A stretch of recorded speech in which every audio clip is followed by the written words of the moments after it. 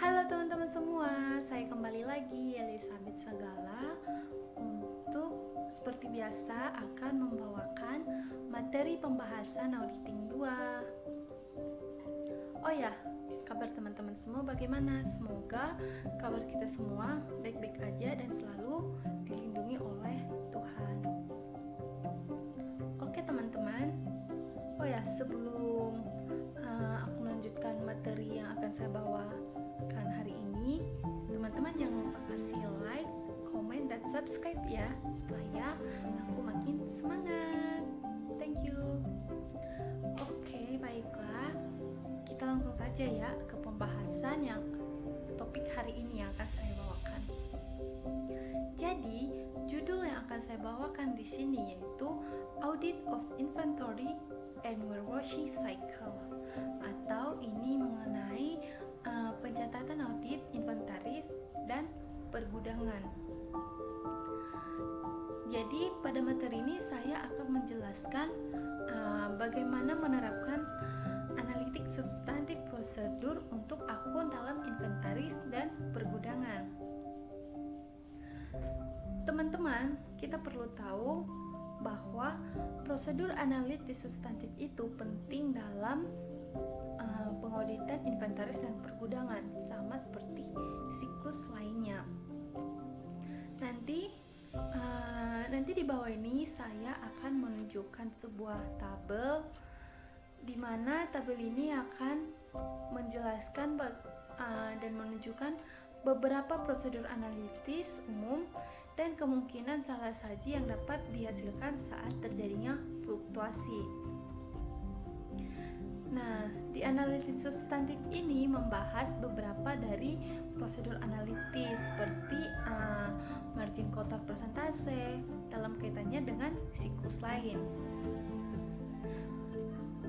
Juga selain melakukan prosedur analitis substantif yang memeriksa hubungan saldo akun persediaan dengan akun laporan keuangan lainnya, auditor juga sering menggunakan informasi non-keuangan untuk menilai kewajaran saldo terkait persediaan. Saya kasih contoh, misalnya yaitu auditor mungkin membutuhkan pengetahuan tentang ukuran dan berat produk dari suatu produk persediaan, maka si auditor ini akan menggunakan metode penyimpanan atau melalui penyimpanan tumpukan, tangki, dan lain-lain, dan juga kapasitas fasilitas penyimpanannya itu untuk menentukan apakah inventaris yang dicatat konsisten dengan inventaris yang tersedia atau tidak. Nah, teman-teman, setelah audit melakukan pengujian yang sesuai terhadap catatan akuntansi biaya dan prosedur analitis substantif, auditor akan memiliki dasar untuk merancang dan melaksanakan pengujian rincian saldo di persediaan akhir. Nah, teman-teman, seperti yang saya bilang di awal, di sini saya akan menunjukkan sebuah tabel, di mana tabel ini menunjukkan.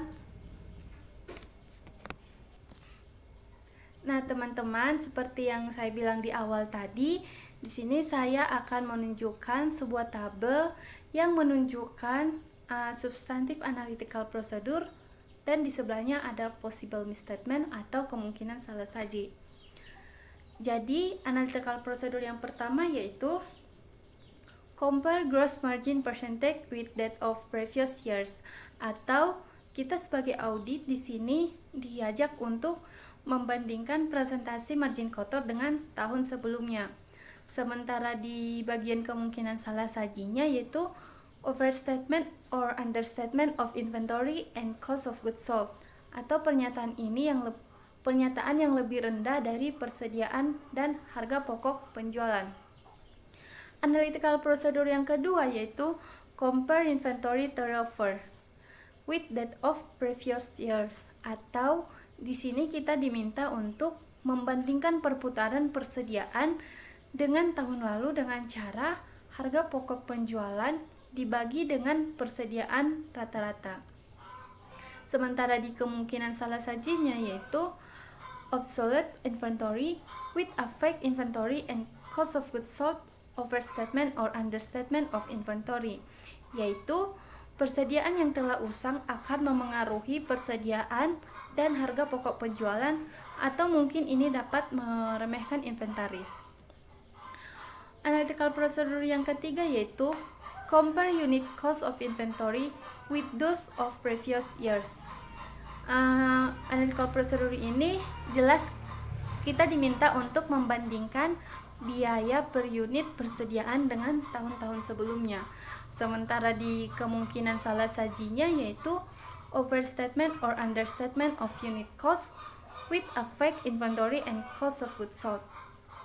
Analytical procedure yang keempat yaitu compare current year manufacturing cost with those of previous years, or variable cost should be adjusted for change in volume.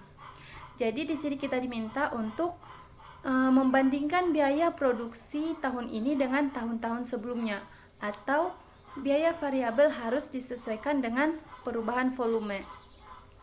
Sementara di possible misstatement-nya yaitu misstatement of unit cost of inventory, especially direct labor and manufacturing overhead with affect inventory and cost of goods sold, yaitu di mana kesalahan penyajian biaya unit inventaris terutama tenaga kerja langsung dan overhead produksi yang memengaruhi inventaris dan harga pokok penjualan.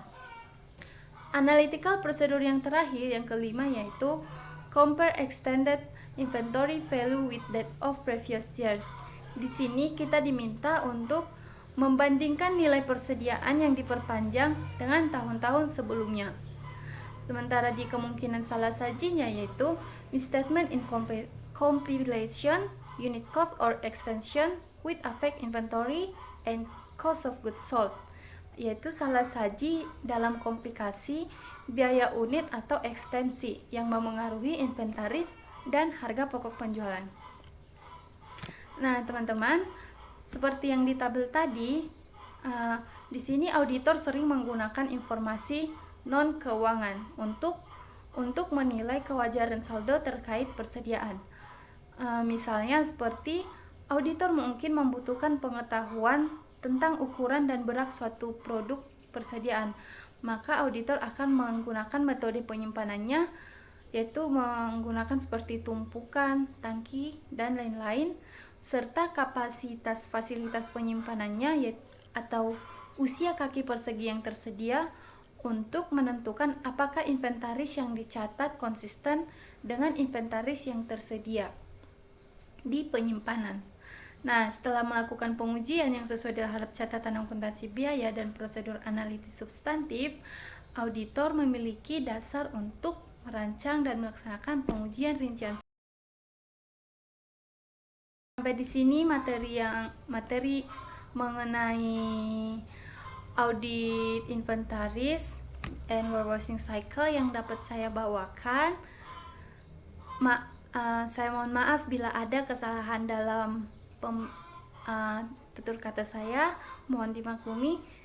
Dan teman-teman jangan lupa kasih komen di bawah supaya dapat saya lebih semangat lagi untuk mengerjakan konten selanjutnya. Terima kasih, Tuhan memberkati, sampai bertemu di minggu depan. Bye-bye.